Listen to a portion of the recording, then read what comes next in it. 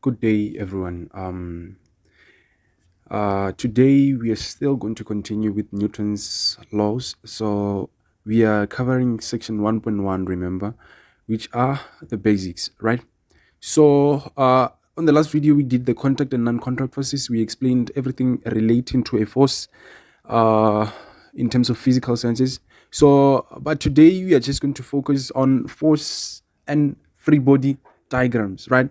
So, like how you specifically draw them and what conditions do you need to follow to be able to draw them and to be able to solve problems with the help of a force or a free body diagram. So firstly, like during an exam you can choose either from the forces uh, or the free body diagrams. You can either choose one of the two. So firstly, a force diagram, the difference between free body and a force diagram is that a force diagram, an object is represented by a box, right?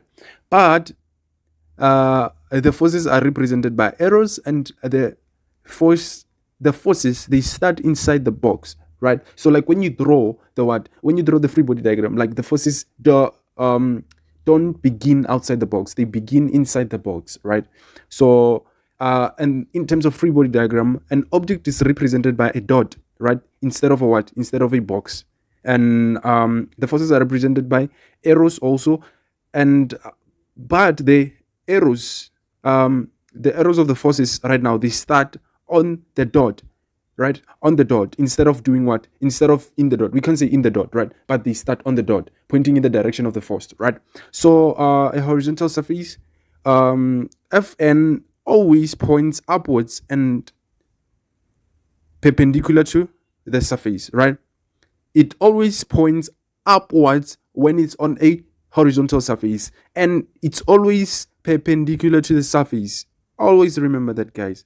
And Fg, which is the gravitational force, it's always pointing downwards. It always points downwards, right?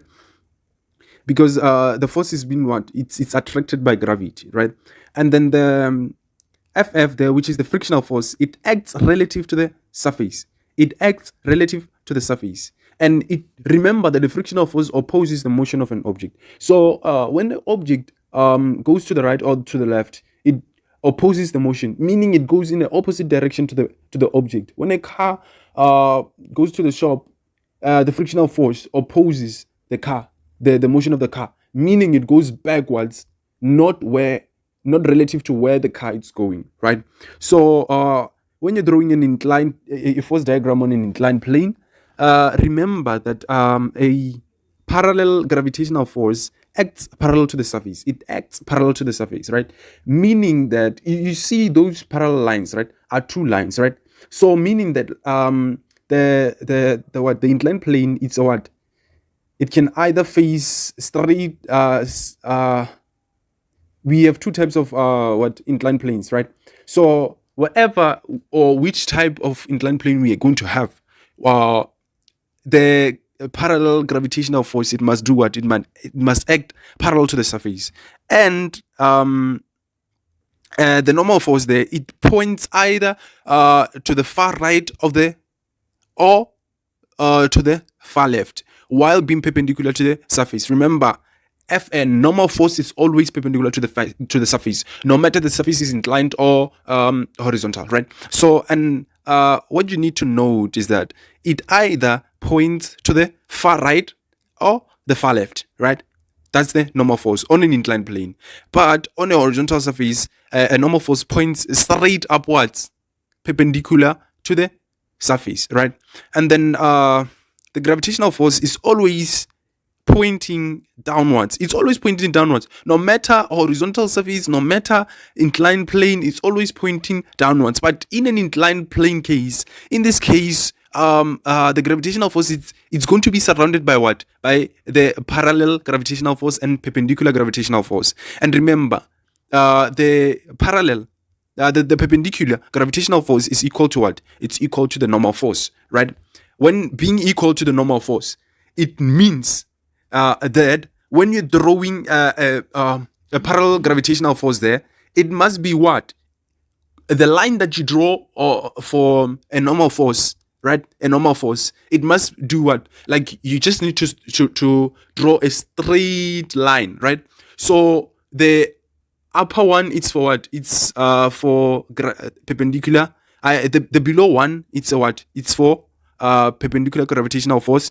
Or and the upper one, it's a what? It's a normal force. I hope you got my point there. What I'm trying to say is that they connect.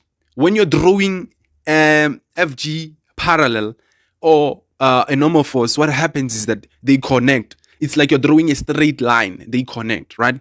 So meaning they're equal to each other, right? Same applies to what? Same applies to a free body diagram. So guys, in physical sciences, you can either draw a free body diagram or a force diagram. They won't penalize you. So but my advice is to draw a free body diagram. But as always, we learn differently. But if you know how to draw a force diagram, you can go with the force diagram. If you know how to draw a free body diagram, you can go with it. Ladies and gentlemen, this is the end of our lesson. And in the next lesson, we're still going to continue with the Newton's law, the basics of the Newton's law, the basics that you need to answer the exam questions, right? So as always, thank you for joining me. Remember to subscribe, comment, and share the video so that other students can reach it. Remember, the aim of the channel is to see a lot of students go into universities, go into the university of their choices. Reason being is that they worked hard throughout the year, and then we were able to contribute. We were able to help them, right? So as always, thank you for watching. Thank you, guys.